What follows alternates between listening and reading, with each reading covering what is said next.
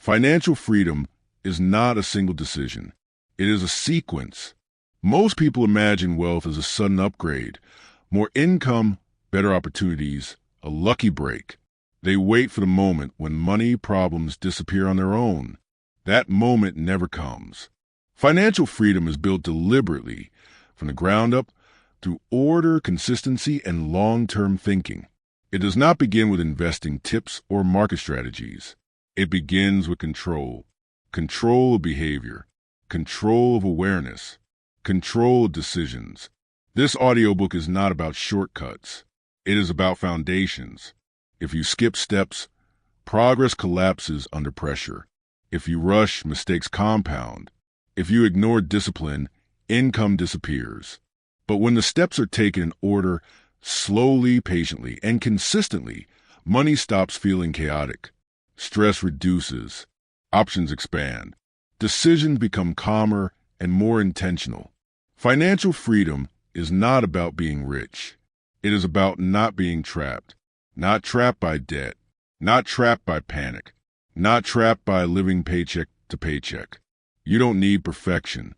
You need structure. You don't need luck. You need consistency. And you don't need to start big. You need to start correctly. This roadmap takes you from zero, not emotionally, not hypothetically, but practically, towards stability, control, and long-term freedom. One step at a time, in the right order, with discipline. Chapter 1, Awareness Before Wealth. Financial freedom does not begin with earning more. It begins with seeing clearly.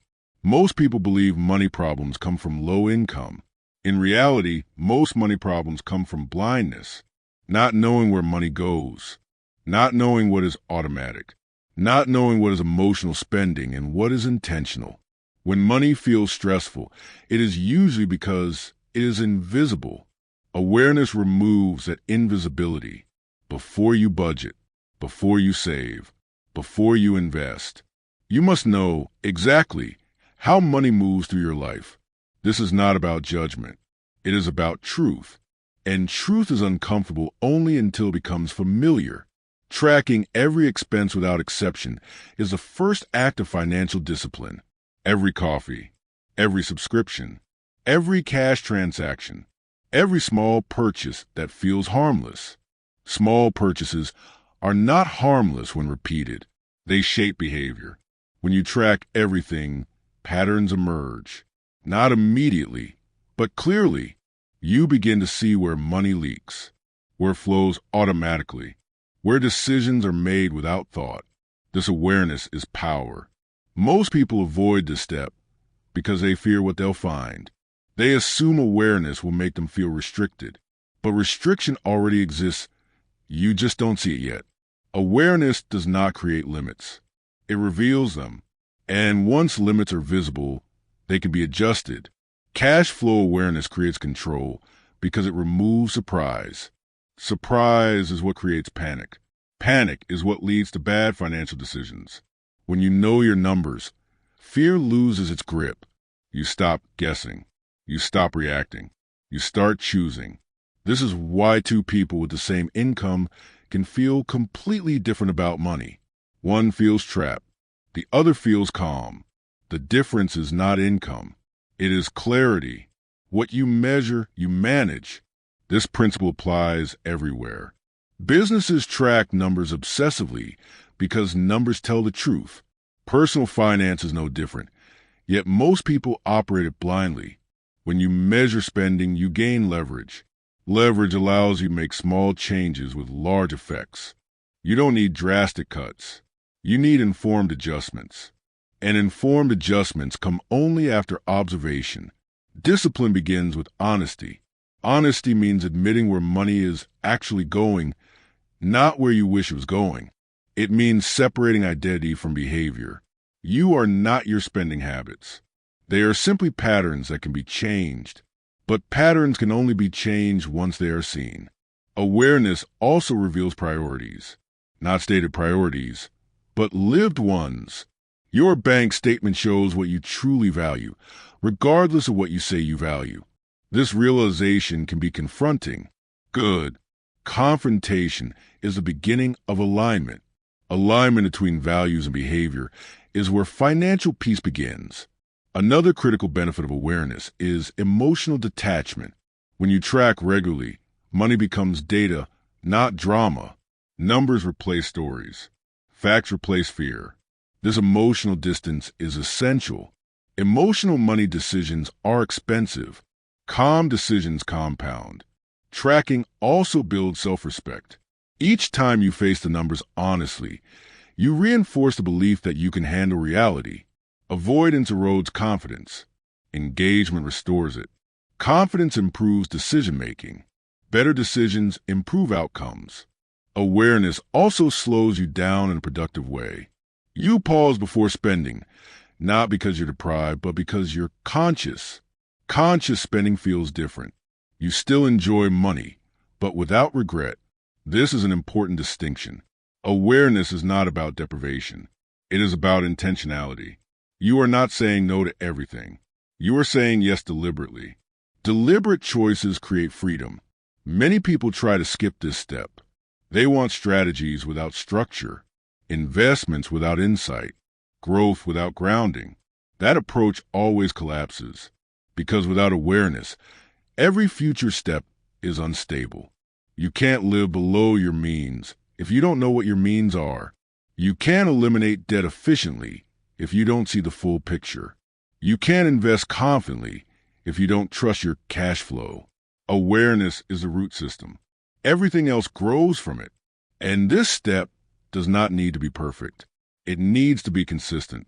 1 week of tracking is not enough. Patterns require time. Give yourself a full month, preferably longer. Watch without reacting. Clarity comes from observation, not force. As awareness increases, something subtle happens. Money stops feeling like an enemy. It becomes a tool, something neutral, something usable.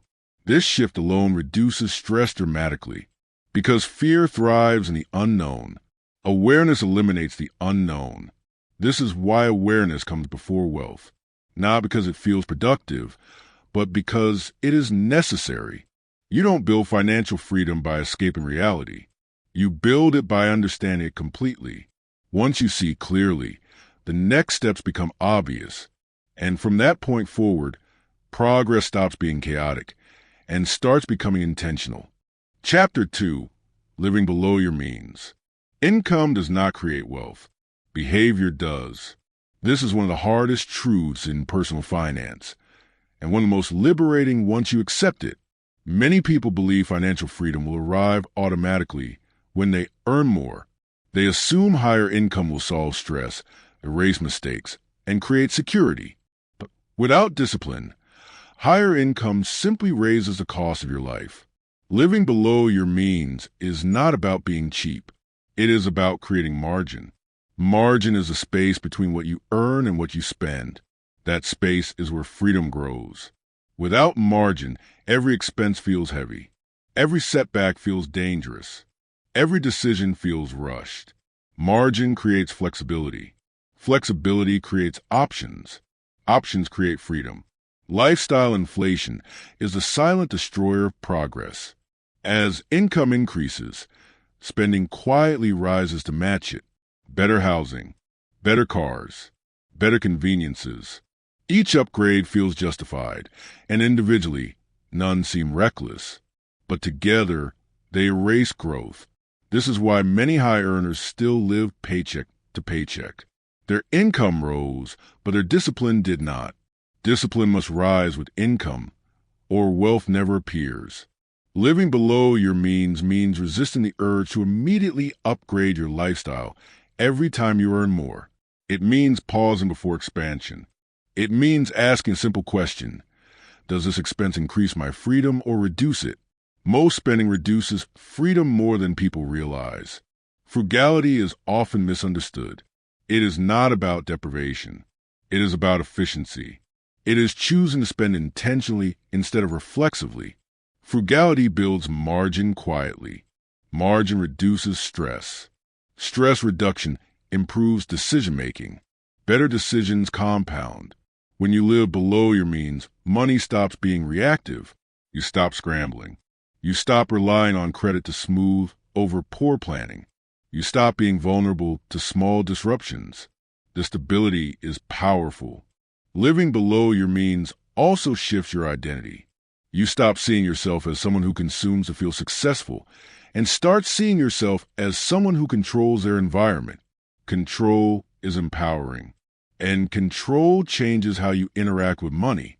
Instead of asking, "Can I afford this?" you ask, "Does this align with my long-term goals?" That question changes everything. Freedom favors restraint. Restraint is not punishment. It is strategy. Every euro you don't spend unnecessarily is a euro that can be used to remove debt, build security, or invest in the future. Each choice may feel small, but repetition creates momentum. Momentum is what most people lack, not opportunity. Living below your means also protects you psychologically. When your lifestyle is modest relative to your income, you don't fear loss as intensely. You are not trapped by fixed expenses. You are not dependent on everything continuing perfectly. This lowers anxiety. Lower anxiety leads to calmer financial behavior. Calm behavior leads to better outcomes. Another critical aspect of this step is separating self-worth from spending.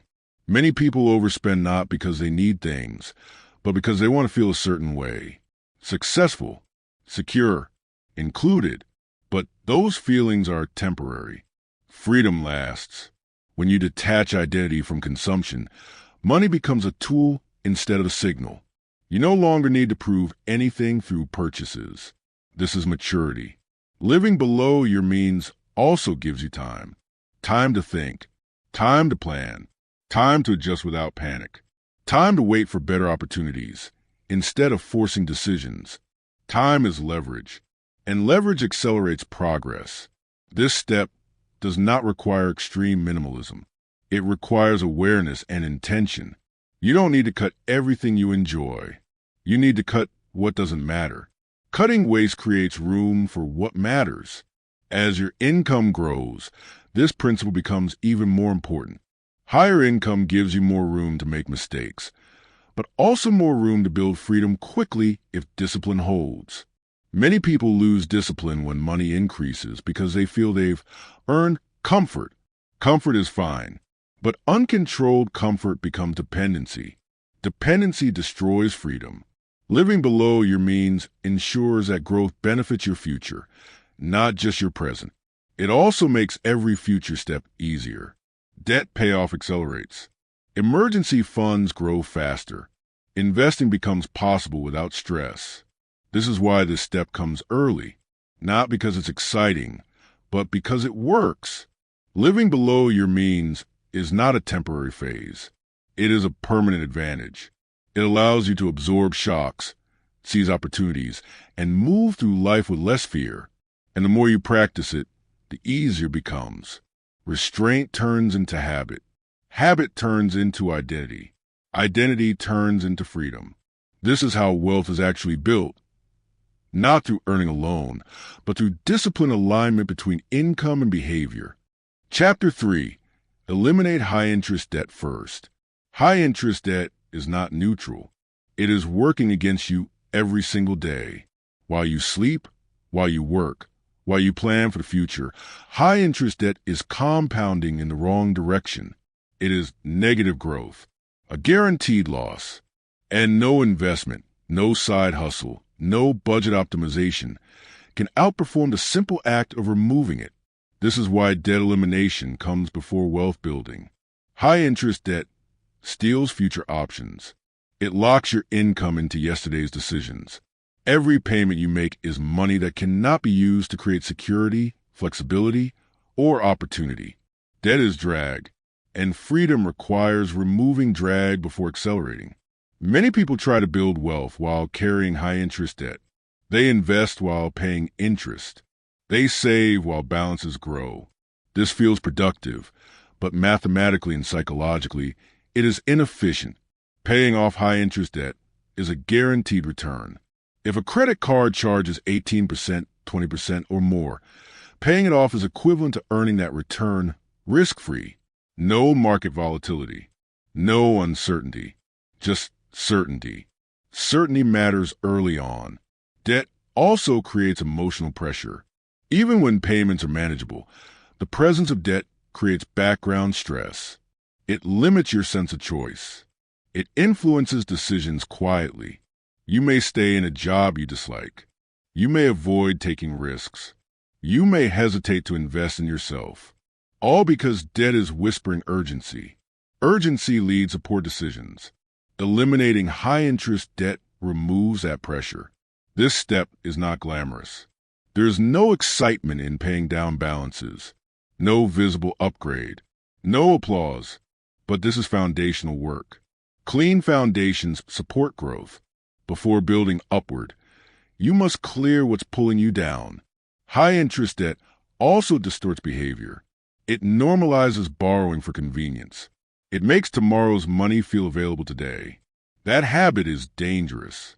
When borrowing becomes default, spending disconnects from reality. Awareness erodes. Discipline weakens. Paying off debt reverses that pattern. You relearn patience. You relearn planning. You relearn restraint. These skills matter far beyond debt. The process itself matters. Whether you choose the avalanche method, highest interest first, or the snowball method, smallest balance first, the key is consistency and focus. One debt at a time. No distraction. No half measures. Focus creates momentum. Momentum builds confidence. Confidence sustains effort. Another critical reason to eliminate high-interest debt early is cash flow. Every balance paid off frees monthly income. That freed income becomes fuel for future steps. Emergency funds grow faster. Investments become possible. Stress decreases. Debt payoff is not just subtraction, it is conversion. You convert obligation into opportunity. There is also a powerful psychological shift that occurs when debt decreases. You begin to see progress that cannot be taken away by market swings or external conditions. This progress is permanent. Permanent progress builds trust in yourself. Trust changes how you handle money. Many people feel shame around debt. Shame is unhelpful. Shame causes avoidance. Avoidance delays progress. Debt is not a moral failure. It is a financial condition. Conditions can be changed. What matters is facing it directly, without excuses, and without drama. Facing debt honestly is an act of maturity. As balances fall, clarity increases. You begin to think longer term. Short-term survival thinking fades. You regain mental space. Mental space improves planning. Planning improves outcomes. Another important aspect of this step is learning to say no to unnecessary spending, to lifestyle upgrades, to impulses that slow progress. This is temporary restraint for permanent benefit. Freedom favors those willing to delay gratification. High-interest debt is the opposite of delayed gratification. It is gratification now, paid for later with interest. Eliminating it is how you break that cycle. This step also protects you from future mistakes.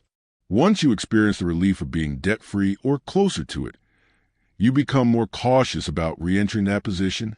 Pain teaches, and this is useful pain.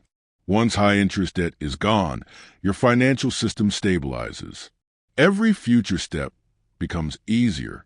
You are no longer swimming upstream. This is why this step cannot be skipped. You do not build wealth on unstable ground.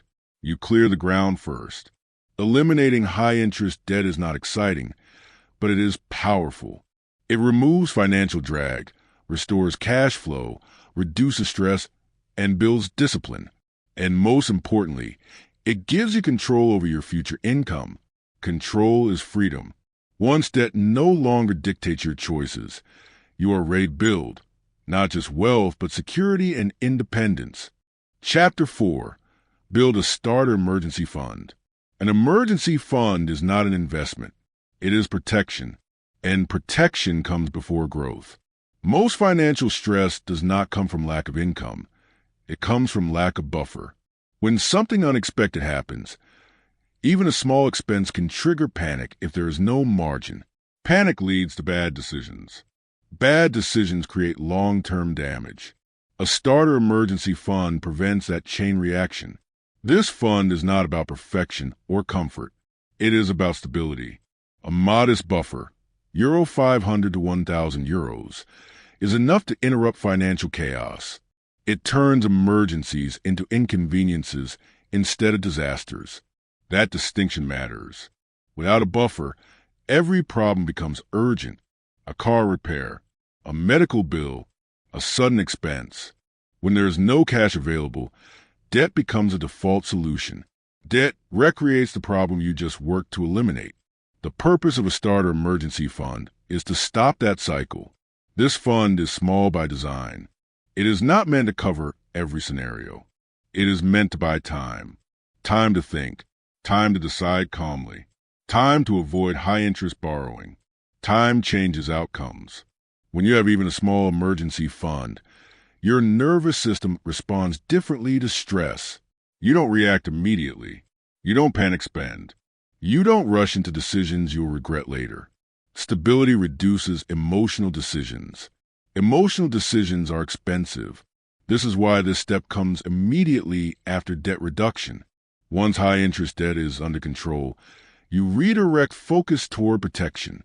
Protection creates confidence. Confidence improves behavior. Another important aspect of this fund is that it builds trust with yourself. Saving a fixed amount consistently proves that you can prioritize future stability over short-term comfort. That proof matters. Self-trust is built through follow-through, and self-trust supports every future financial step. This fund should be boring, accessible but not tempting, separate from daily spending, clearly labeled. Its purpose is clarity, not convenience. You are not saving this money to use it casually. You are saving it so you don't have to panic. That mindset is important. Many people hesitate to save because they fear locking money away.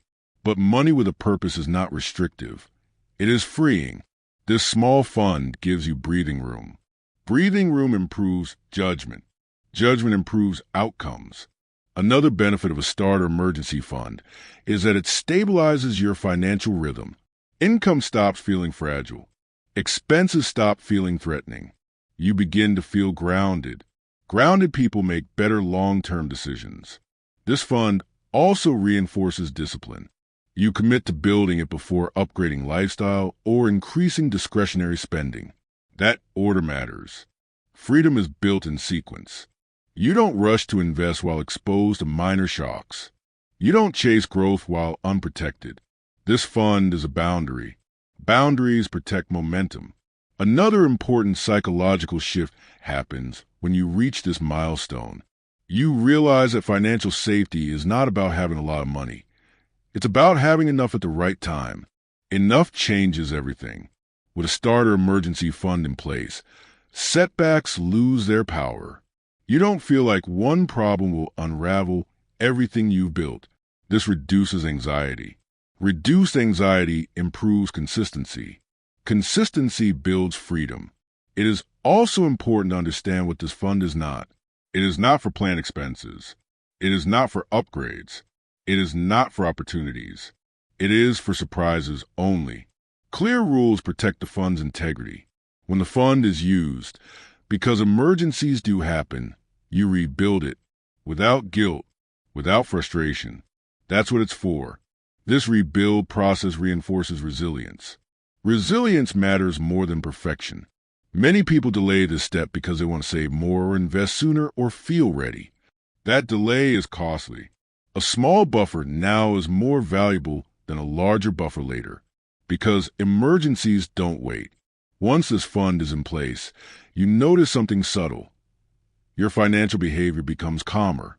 You don't overreact to small fluctuations. You don't feel constantly on edge.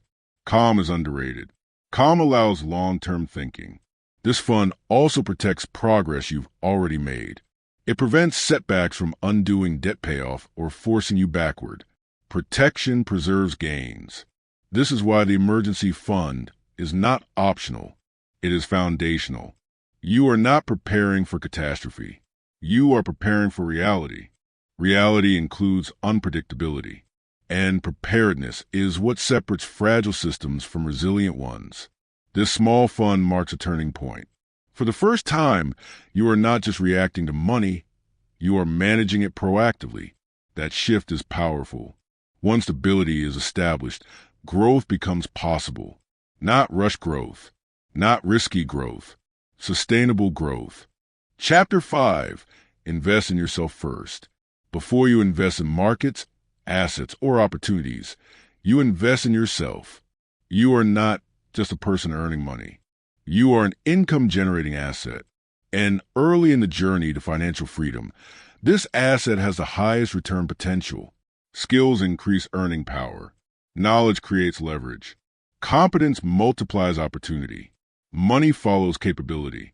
Many people rush to investing because it feels sophisticated. Stocks, funds, and assets appear tangible. But without income growth, investing is slow and fragile. You cannot save your way to freedom on a low ceiling. Raising your ceiling matters. Investing in yourself means intentionally improving the skills that increase your value in the marketplace. This can be technical skills, communication, leadership, problem solving, or domain-specific expertise. These investments compound faster than money early on. A course that improves your earning ability by even a small percentage pays for itself repeatedly. A skill that increases income by €200 per month generates €2,400 per year, every year. That return outperforms most financial investments at this stage. Education does not mean collecting certificates. It means building usable capability. Knowledge only matters when it changes behavior or increases results. Practical skills beat theoretical understanding. This step requires humility. You must admit where you are limited and be willing to learn deliberately. Avoid ego-driven learning. Learning for appearance instead of application. Apply what you learn. Application creates confidence. Confidence expands opportunity. Another key reason to invest in yourself early is control. Markets fluctuate. Jobs change. Industries evolve. Skills stay with you. They are portable. Portable assets protect against uncertainty. This investment also increases optionality. When your skills improve, you have more choices. You can negotiate better pay, change roles, start side projects, adapt faster. Options reduce dependence. Dependence creates vulnerability. Growth precedes income expansion. Income growth accelerates every future financial step.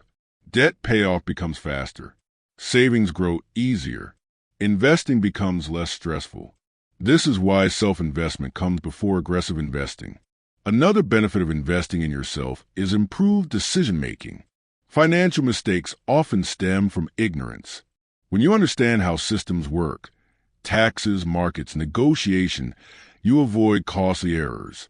Avoiding losses matters as much as earning gains. This step also builds long-term confidence. You stop seeing money as something that happens to you and start seeing it as something you influence. Influence restores agency. Agency reduces fear. Investing in yourself also requires discipline. Not all learning is enjoyable. Not all growth is comfortable. But discomfort signals development. Development expands capacity. Capacity supports growth. Importantly, this investment should be intentional. Choose areas with leverage. Focus on skills that compound. Skills that apply across roles and industries. Avoid random learning. Focus creates momentum. Another critical aspect is patience. Skill development takes time. Results are not immediate, but when they arrive, they are durable. Durability matters. Unlike market returns, skills do not disappear during downturns. In fact, downturns often reward those with rare, valuable capabilities. This is also where long-term thinking becomes practical. You are not learning for today's paycheck. You are building for future opportunities. Future opportunities reward preparation. Another overlooked benefit of investing in yourself is improved self-respect. When you commit time and resources to growth, you signal to yourself that your future matters. Self-respect reinforces discipline. Discipline sustains progress. This step also reduces comparison. When you focus on improving your own skills, external comparisons lose power. You measure progress internally. Internal benchmarks create stability. It is important to balance this investment. You don't need expensive programs or endless courses. Start with affordable, high-impact learning. Use free or low-cost resources when possible. Efficiency matters. Invest in learning that solves real problems you face. Problem-solving skills always pay. Once income begins to increase, you'll notice a shift. Financial steps feel less restrictive. Saving and investing become natural extensions of growth, not sacrifices. This is a compounding effect of self-investment. You become more capable. Capability increases income. Income increases options. Options increase freedom. This is why you invest in yourself first. Not because it feels inspiring, but because it works. Once your earning power is growing, you are ready to begin investing externally, not from scarcity, but from strength. Chapter 6. Open your first investment account. There comes a point when saving alone is no longer enough. You can budget perfectly. You can live below your means. You can avoid debt and build stability. But without investing, money stays static. Investing is how money begins to work for you. This step is not about complexity. It is about participation. Opening your first investment account is a psychological shift as much as a financial one. You move from consumer to owner, from saver to investor. Ownership changes behavior.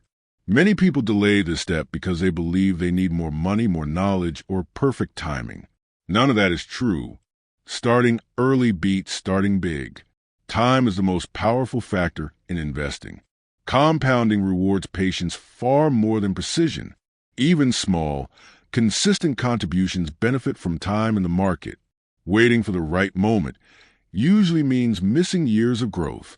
Action matters more than perfection. Your first investment account is not a declaration of expertise. It is a commitment to learning through experience. You do not need to master everything before you begin. You need to begin to learn.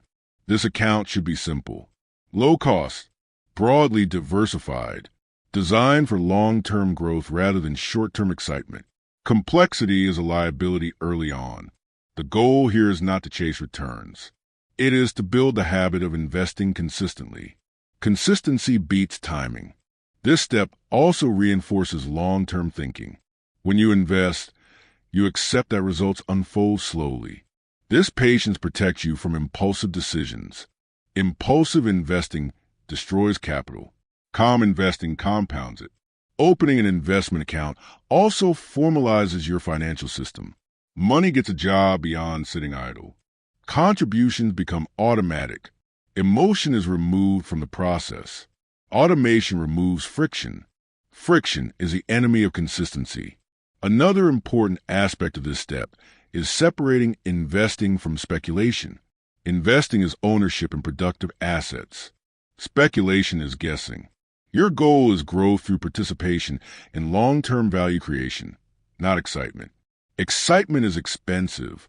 Another benefit of opening your first investment account is that it clarifies goals. When money is invested, you begin thinking in years and decades instead of weeks and months. This perspective reduces anxiety. Long horizons absorb volatility. Volatility is not risk when time is on your side. This step also builds confidence. Even small investments create a sense of progress. You see yourself participating in the system rather than standing outside it. Participation matters. Once invested, you become more engaged. You learn about markets, returns, and behavior, not from theory, but from experience.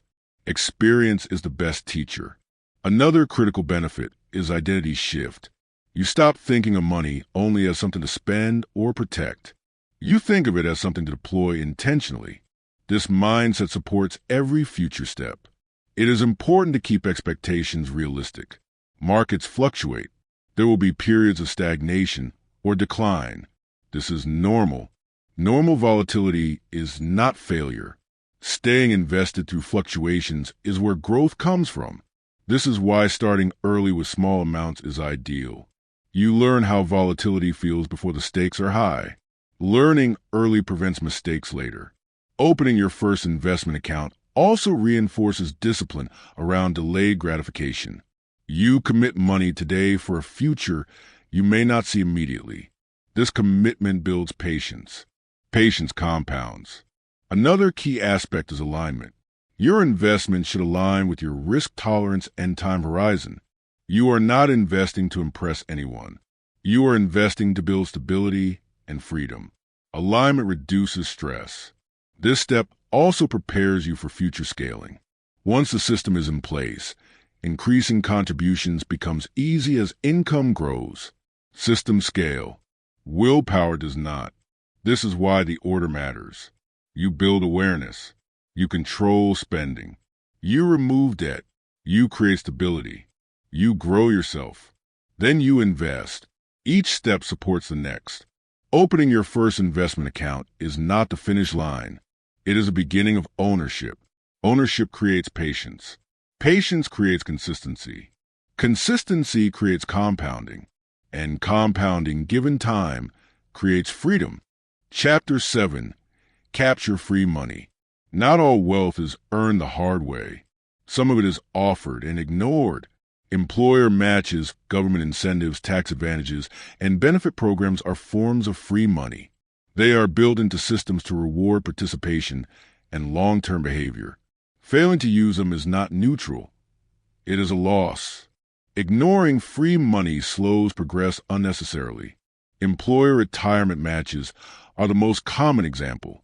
When your employer offers to match a percentage of your contribution, they are offering an immediate, guaranteed return, often 50% or 100% on the amount you contribute, up to a limit.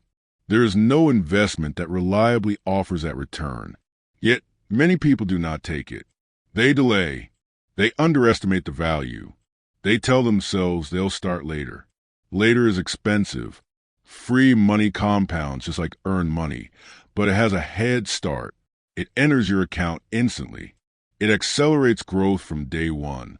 This is why capturing free money comes immediately after opening your first investment account. You are already in the system. Now you optimize participation. Small percentages add up. A 3% match on a modest salary, invested consistently over years, becomes a significant portion of long-term wealth. The earlier it starts, the larger its impact. Time multiplies generosity. Another important reason to capture free money is behavioral. When contributions are automatic and matched, saving stops feeling optional. It becomes embedded. Embedded systems outlast motivation. This step also reinforces long-term alignment. You are rewarded for consistency, not timing. For participation, not prediction. Prediction is unreliable. Participation is controllable. Capturing free money also reduces the psychological burden of saving. You see progress faster. Accounts grow more quickly. Momentum builds. Momentum sustains discipline. Another benefit is that free money lowers your effective risk.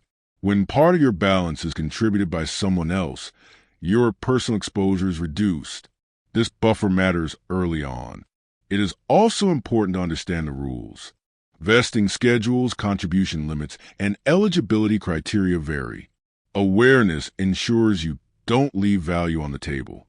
What you don't understand, you can't optimize. This step requires intentional setup, but minimal ongoing effort. Once configured, it runs quietly in the background. Quiet systems are powerful. Capturing free money also reinforces the ownership mindset. You are not just working for a paycheck. You are building equity over time. Equity creates patience. Another overlooked benefit is that these programs often come with tax advantages. Tax-deferred or tax-advantaged growth compounds faster than taxable growth. Efficiency matters. You don't need to maximize everything immediately. Start with a match threshold. Capture what is offered. You can increase contributions later. Partial participation still beats none. This step is about humility and discipline. Accepting help from systems designed to reward long-term behavior is not weakness. It is intelligence.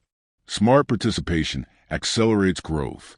Once free money is captured, your baseline progress improves permanently. Every contribution works harder. Every year counts more. This is why ignoring these programs is so costly. It is not just missed money, it is missed time. Time is irreplaceable. Capturing free money is one of the simplest, highest impact actions you can take. It requires no special skill, no prediction, and no sacrifice, only attention and follow-through. Attention creates opportunity. Follow-through creates results. With this step complete, your financial system becomes more efficient. Growth accelerates without additional effort. And once efficiency is in place, the next step is strengthening protection even further. Chapter 8. Expand your emergency fund. A starter emergency fund gives you breathing room. An expanded emergency fund gives you security. There is a difference. The starter fund stops panic. It keeps small problems from becoming disasters. But it is not designed to carry you through serious disruption. That requires a deeper buffer. 3 to 6 months of essential expenses is not excess. It is insurance. This expanded emergency fund is what allows you to move through uncertainty without being forced into bad decisions. It is what separates resilience from fragility. Fragile systems break under pressure. Resilient systems absorb it. Life does not ask for permission before changing. Jobs end. Health issues arise. Markets fluctuate. Unexpected responsibilities appear. When these events occur, money becomes either a source of calm or a source of chaos. Your emergency fund decides which one. With a larger buffer, urgency disappears. You no longer feel like every setback is a countdown. You gain time to think, to evaluate options, to choose deliberately. Time improves decisions. Without this fund, people sell investments at the worst moments. They take on debt they can't afford. They accept unfavorable work out of desperation. These choices feel necessary in the moment, but they are costly long-term. An expanded emergency fund prevents forced decisions. Forced decisions are almost always bad decisions. This fund also changes your relationship with risk. When you are protected, you can take calculated risks elsewhere. You can invest with confidence. You can pursue income growth.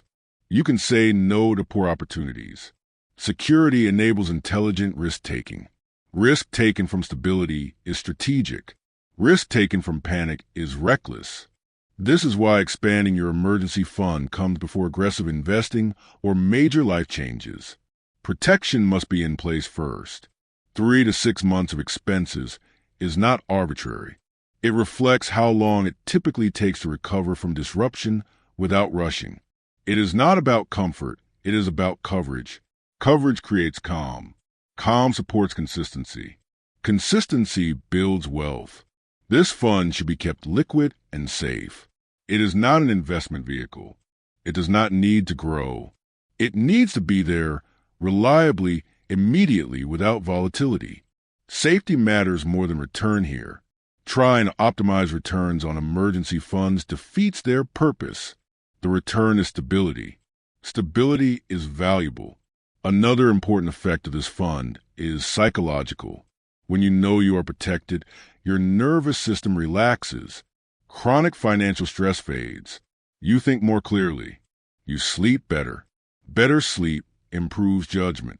Judgment improves outcomes. This fund also protects the progress you've already made. You've eliminated debt. You've built discipline. You've started investing.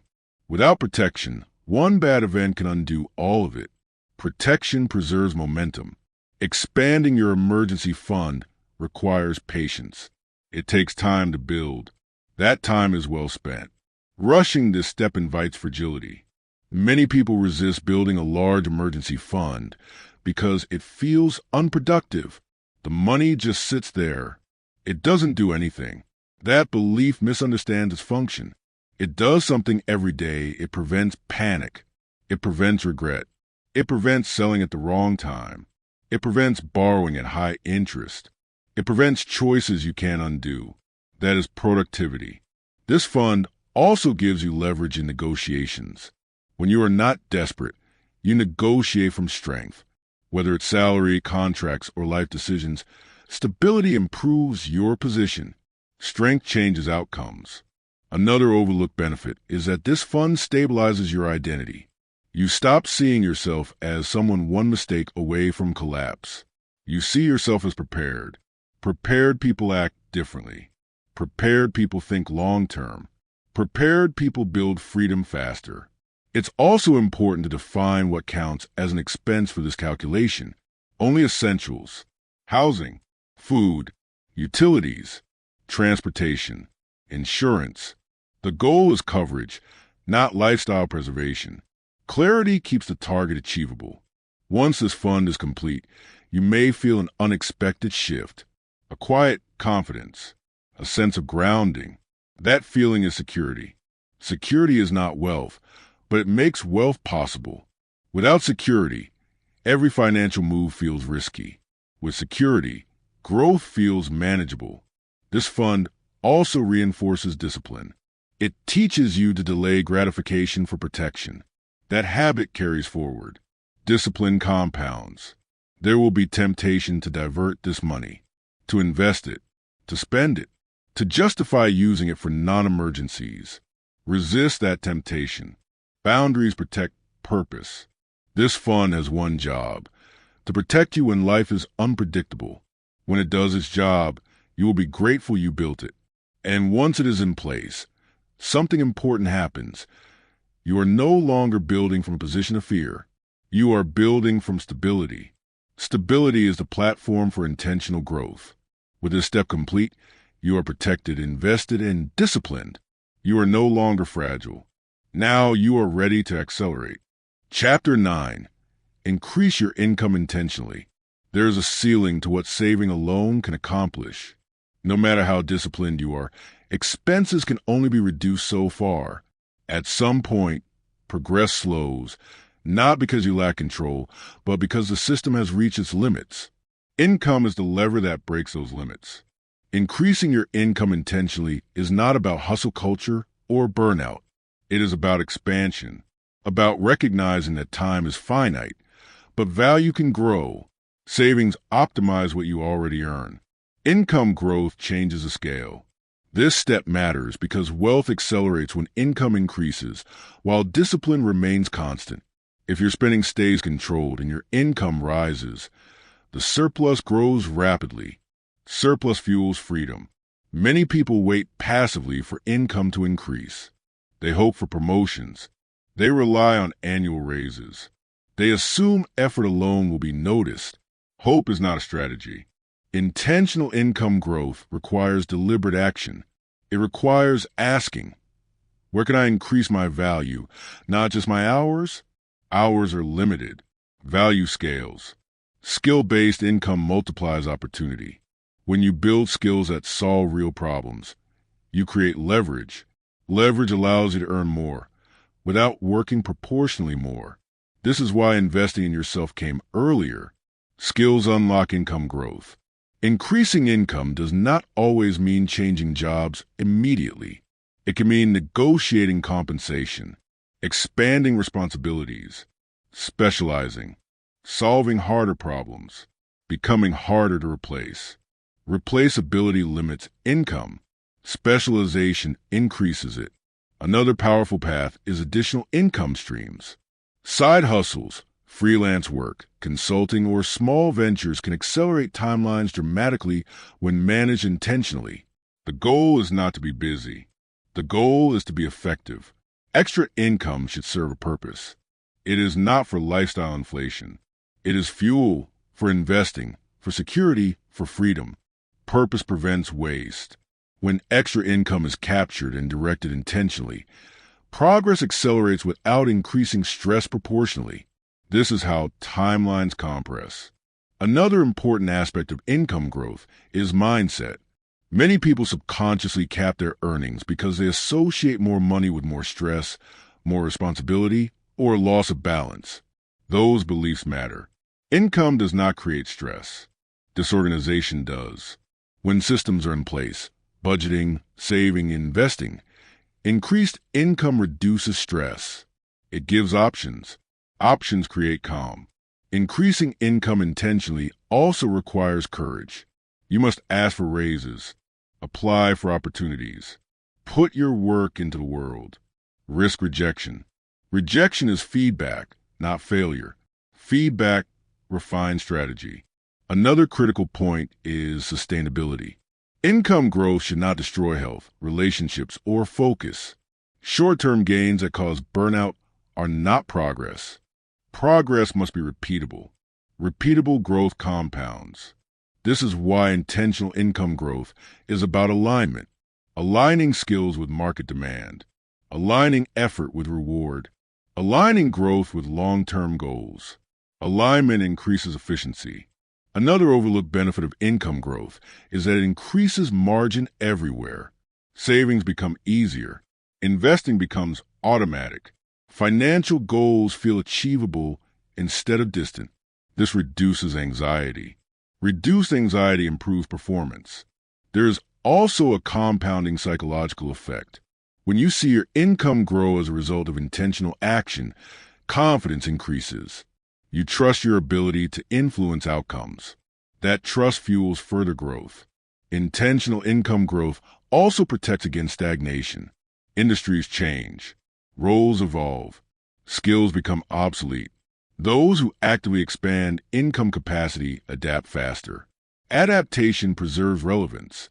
Relevance preserves opportunity. It is important to remain disciplined during this phase. Increased income often triggers increased spending. This is a trap. If spending rises with income, nothing changes. Freedom requires restraint even during growth. Let income increase first. Let behavior stay steady. The gap is where wealth forms. Another key insight is that income growth is often uneven. There may be periods of rapid increase followed by plateaus. This is normal. Plateaus are not signals to quit. They are signals to refine. Refinement improves strategy. This step also teaches patience. Building higher income streams takes time. But once built, they sustain momentum. Momentum is powerful. Intentional income growth also makes future steps easier. Diversification becomes possible. Automation accelerates. System scale. Everything downstream benefits. This is why income growth is not about greed. It is about capacity. Capacity to absorb shocks. Capacity to invest. Capacity to choose. Choice is freedom. When income grows intentionally, money stops being the limiting factor in your life. Time, values, and priorities take its place. That is progress. Increasing income intentionally is not optional on the road to financial freedom. It is the accelerator. Without it, the journey is slow and constrained. With it, disciplined systems begin to work faster. You are no longer just protecting yourself. You are building momentum. And momentum, guided by discipline, is what turns stability into freedom. Chapter 10, Diversify and Automate. Financial freedom is not built by intensity. It is built by systems.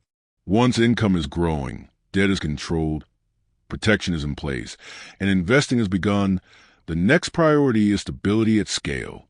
This is where diversification and automation become essential. Without them, progress depends on constant attention. With them, progress continues even when you are tired, distracted, or busy living your life. Diversification is about risk management, not optimization. Many people misunderstand risk. They think risk comes from markets fluctuating. In reality, the greatest risk comes from concentration, having too much of your financial future tied to one outcome, one job, one income stream, one asset, one strategy.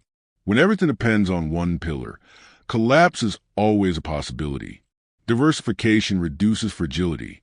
It spreads exposure across assets, sectors, time horizons, and sometimes income sources, not to eliminate risk, but to make failure survivable. Survivability matters more than brilliance. Diversification means that no single mistake, downturn, or surprise can wipe you out. Losses in one area are absorbed by stability in others. This is how calm is preserved during uncertainty. Calm decisions outperform emotional ones. Diversification also protects you from your own behavior. When assets are spread, you are less likely to overreact. You don't feel compelled to do something every time one part fluctuates.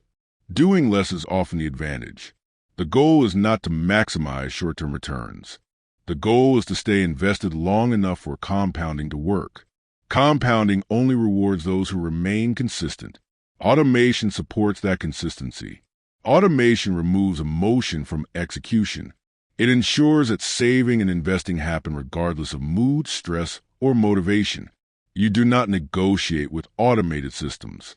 They simply run. This is powerful. When contributions are automated, discipline is no longer a daily decision. It becomes infrastructure. Infrastructure scales. Automation also protects against procrastination. You don't delay investing because you're unsure. You don't skip a month because life got busy. Busy is normal. Systems must function during normal chaos. Another critical benefit of automation is rhythm. Regular contributions smooth market volatility. You invest during highs and lows.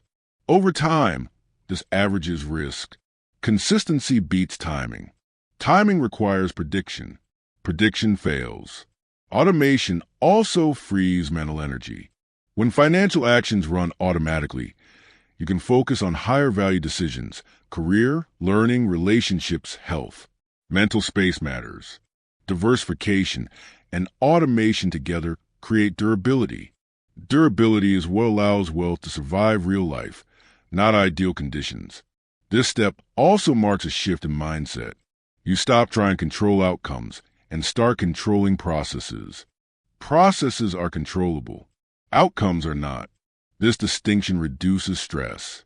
Another important aspect of diversification is humility. You accept that you cannot predict the future. You accept uncertainty and design around it. Acceptance leads to better strategy. Diversification is not complexity. It does not require constant changes or sophisticated instruments. It requires balance. Balance across assets. Balance across time. Balance across risk. Balance stabilizes growth. Automation reinforces patience. You stop reacting to headlines. You stop adjusting constantly. You let time do its work. Time rewards those who stay consistent. Another benefit is protection from lifestyle interference. Even during transitions, job changes, moves, personal challenges, your financial system continues functioning. Momentum continues. This continuity is rare and valuable. Diversification also extends beyond investments. It includes income sources, skills, and opportunities. A diversified life is more resilient than a narrow one. Resilience creates confidence. Confidence improves decision-making. Automation also reduces self-sabotage. Many people know what to do, but don't do it consistently. Automation bypasses that gap. You don't rely on discipline. You rely on design. Design is more reliable. Another key insight is that automation does not remove control. It enhances it. You decide the system once, intentionally. After that, execution is consistent. This reduces error. Error compounds negatively. Consistency compounds positively. Diversify, automate, then step back, not to disengage, but to allow systems to function. This is the final structural step on the road to financial freedom. Everything before it built capacity. Everything after it benefits from stability. With diversification, risk is managed. With automation, discipline is preserved. Together, they turn effort into momentum. Momentum, guided by long-term thinking, is what transforms stability into freedom. Not quickly, not dramatically, but reliably. And reliability is the real goal. Chapter 11, Review, Adjust, and Stay Free. Financial freedom is not something you achieve once and forget. It is something you maintain. This is where many people fail, not because they lack discipline early on, but because they assumed the system would run forever without attention. No system survives without review. No structure remains effective without adjustment. Staying free requires awareness. Again, the same awareness that started your journey is what sustains it. Money systems drift over time. Expenses creep. Goals change. Income evolves. Markets shift. Life introduces new variables. If you don't review regularly, small misalignments grow into real problems. Review prevents drift. This chapter is about staying in control after the foundations are built. It is about protecting what you created and ensuring that freedom remains stable, not fragile. Regular financial reviews are not about micromanagement. They are about alignment. Are your actions still serving your priorities? Is your system still doing what it was designed to do? Without review, automation can run in the wrong direction. At least once a month, you need to look, not emotionally, not reactively, calmly, objectively. Income, spending, savings rate, investments, debt status, emergency reserves. This is not busy work. This is stewardship. Stewardship means you don't obsess, but you don't ignore. Ignoring finances is what creates anxiety. Reviewing them reduces it. Another key reason to review regularly is lifestyle drift. As income grows and life becomes more comfortable, small indulgences sneak back in, individually harmless, collectively destructive. Review exposes drift early. Early correction is painless. Late correction is costly. This step also reinforces gratitude and perspective. You see how far you've come. You recognize stability you once lacked. This reduces the urge to self-sabotage through unnecessary upgrades or risky behavior. Gratitude stabilizes discipline. Another important function of review is adjustment. Your goals will change. What mattered 5 years ago may not matter now. Systems must evolve accordingly. Rigid systems break. Adaptive systems last. Adjust contribution levels as income changes. Rebalance investments periodically. Update emergency fund targets when expenses increase. Reassess insurance needs. Align money with life stages. Alignment preserves relevance. Another critical element of staying free is resisting complacency. Comfort can quietly weaken discipline. When stress disappears, attention often fades. This is dangerous. Freedom is maintained through intentionality, not neglect. You don't need intensity. You need consistency. Another overlooked aspect of this phase is protecting time. Financial freedom is meaningless if you trade money for burnout. As systems stabilize, reassess workload. Reduce unnecessary effort. Optimize for sustainability. Money should buy time, not consume it. This chapter is also about values. Money amplifies who you already are. Without clarity, it can amplify confusion. Regularly ask, what is money for? Security? Freedom? Family? Impact? Peace? If money is not aligned with values, dissatisfaction returns, no matter how much you have. Values guide allocation. Another key practice at this stage is restraint during success. When systems work, temptation increases. Risk-taking feels easier. Confidence grows. Confidence is useful. Overconfidence is expensive. Stay grounded. Diversification still matters. Emergency funds still matter. Discipline still matters. Freedom is preserved through humility. Another important part of staying free is teaching and reinforcing habits. When behavior becomes automatic, complacency sets in. Periodically re-engage consciously with your system, not to control, but to remember. Remember why you built it this way. Remember what chaos felt like. Remember what stability gave you. Memory preserves discipline. This phase is also where legacy thinking emerges. You stop asking how money can serve just you and start asking how it can support others responsibly. Legacy is not excess. Legacy is intentional continuity. Planning ahead, wills, beneficiaries, long-term care may not feel urgent, but urgency is not the metric. Importance is. Importance favors preparation. Another crucial habit is avoiding comparison. Financial freedom is personal. Someone will always have more. Someone will always take bigger risks. Someone will always appear ahead. Comparison distorts judgment. You are not building for applause. You are building for peace. Peace comes from alignment, not validation. This chapter is also about protecting mental clarity. Markets will fluctuate. News will amplify fear. Opinions will conflict. If your system is sound, noise is irrelevant. Ignore noise. Systems outperform opinions. Another key insight is that freedom includes the freedom to change your mind. You may choose to slow down, to work less, to pursue different goals. Your system should support flexibility, not lock you into past decisions. Freedom means choice. Finally, understand this. Financial freedom is not the absence of effort. It is the presence of control. Control over direction. Control over pace. Control over response. You will still make decisions. You will still adjust. You will still face uncertainty. But you will face it from stability, not desperation. That is the difference. Review keeps you honest. Adjustment keeps you relevant. Discipline keeps you free.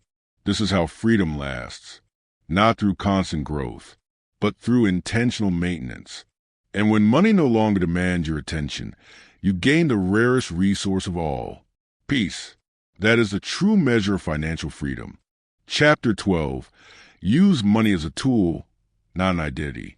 The final trap on the road to financial freedom is subtle. It is not debt. It is not overspending. It is not ignorance. It is identity. Many people escape financial stress only to fall into a new form of captivity, defining themselves by money. Net worth becomes self-worth. Numbers become validation. Growth becomes ego. This is where freedom quietly disappears again. Money is a tool. The moment it becomes an identity, it controls you. True financial freedom is not about having more. It is about needing less from money emotionally. Money should support your life, not explain it. When money becomes identity, fear returns. Fear of loss, fear of decline, fear of falling behind. Even large balances do not remove this fear, because the fear is internal. Detachment restores peace. Detachment does not mean neglect. It means perspective. You manage money carefully, but you do not obsess. You plan intelligently, but you do not panic. You grow steadily, but you do not chase. This balance is rare and powerful.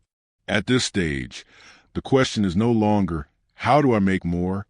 It is, what is money for? If money does not serve a clear purpose, it becomes noise. It creates comparison. It creates anxiety. It creates endless appetite. Purpose limits desire. Limits protect freedom. Money used intentionally simplifies life. Money used emotionally complicates it. This chapter is about reclaiming control at the highest level, not over finances, but over meaning. Financial freedom gives you options. Options give you responsibility. Responsibility requires clarity. Without clarity, people with money still feel restless. They keep pushing, accumulating, optimizing without satisfaction. Because accumulation without intention is empty. Use money to buy back time. Use money to reduce stress. Use money to protect health. Use money to support relationships. Use money to create space. Space for thought. Space for rest. Space for choice. This is what money does best. Another critical shift at this stage is redefining success. Success is no longer growth at all costs. It is alignment. Alignment between money and values. Alignment between work and life.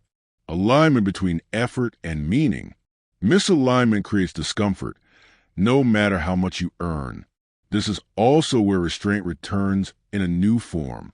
Not restraint from necessity, but restraint from wisdom.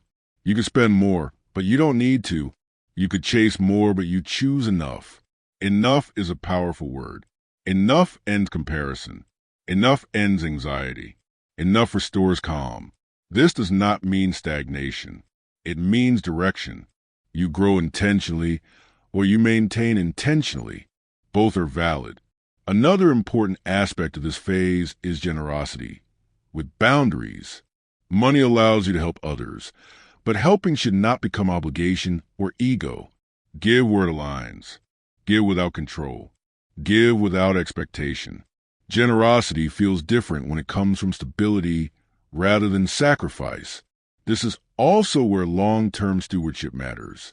Money outlives moments. Decisions echo. Planning ahead, estate planning beneficiaries continuity, is not morbid. It is responsible. Responsibility is freedom extended forward. Another subtle trap to avoid is boredom-driven risk. When systems are stable, excitement fades. Some people introduce unnecessary risk just to feel something. This destroys systems. Stability is not dull. Stability is rare. Protect it. You do not need to prove anything anymore. This chapter is also about humility. Markets change. Circumstances shift. What worked before may not work forever. Humility keeps you adaptable. Adaptability preserves freedom. Another key insight is that financial freedom is not isolation. You do not withdraw from the world. You engage more intentionally. You choose projects because they matter. You choose work because it aligns. You choose rest because it is needed. Choice is a reward. Money that gives you choice, but does not demand your attention. Is money working correctly? This chapter also closes a loop with awareness. Awareness brought you here. Awareness keeps you here. Stay aware of habits. Stay aware of motives. Stay aware of emotions around money. Emotion is information, but not instruction. Finally, understand this. Financial freedom is not about escaping work. It is about escaping fear. Fear of bills, fear of emergencies, fear of dependence, fear of being trapped. When fear is gone, money becomes quiet. And when money is quiet, life becomes loud in the best way. Ideas return. Relationships deepen. Health improves. Presence increases. This is the end goal. Not excess, not status, not endless accumulation, but calm. Calm earned through discipline. Calm protected through structure. Calm sustained through intention. When money is used as a tool and not an identity, you are finally free. And that freedom is not something you chase anymore. It is something you live. Financial freedom is not a finish line you cross. It is a condition you build. Slowly. Deliberately, in the right order. You don't wake up one day suddenly free. You wake up one day realizing that money no longer controls your decisions, that stress has loosened its grip, that options have replaced urgency. That didn't happen by accident. It happened because you chose structure over impulse, consistency over excitement, long-term thinking over short-term relief. You started with awareness, because you understood that clarity must come before control. You learn where your money goes, not to judge yourself, but to see reality clearly. You live below your means, not to deprive yourself, but to create margin. Margin became your quiet advantage. You eliminated high-interest debt because you refuse to let yesterday's decisions tax tomorrow's opportunities. You build an emergency fund, first small, then strong, so panic would never dictate your choices again. You invested in yourself because you recognize that skills, competence, and growth are the foundation of income and opportunity. You open your first investment account, not to chase returns, but to participate in ownership and let time work on your behalf. You captured free money because discipline includes using the systems already built to reward patience. You expanded protection, so volatility, uncertainty, and life's unpredictability could no longer knock you off course. You increase your income intentionally because you understood that saving alone has limits, but value creation scales. And finally, you diversified and automated, so progress no longer depended on willpower, emotion, or perfect conditions. Each step mattered, not because it was exciting, but because it was stable. Financial freedom is built on boring decisions repeated faithfully. It is built by people who resist shortcuts, respect sequence, and stay patient when results feel slow. This journey is not about becoming rich. It is about becoming unshakable. Unshakable when income fluctuates. Unshakable when markets move. Unshakable when life surprises you. Because your system absorbs impact. And once you have a system, one that runs quietly, consistently, and intentionally, money stops being the central problem in your life. It becomes a tool to buy time, a tool to reduce stress, a tool to support choices aligned with your values. This is what freedom actually looks like. Not luxury, not excess, but control. Control over your reactions, control over your priorities, control over your future. There will still be challenges. There will still be decisions. There will still be uncertainty. But you will face them from stability, not from fear. And that changes everything. Remember this. Financial freedom is fragile when built fast and durable when built slowly. You chose durability. Stay disciplined. Stay patient. Stay aligned, because the road does not end here. You don't stop managing money once you reach freedom. You simply manage it from a place of calm instead of pressure. And calm, earned through structure and consistency, is the greatest financial advantage you will ever have. You are no longer reacting. You are directing.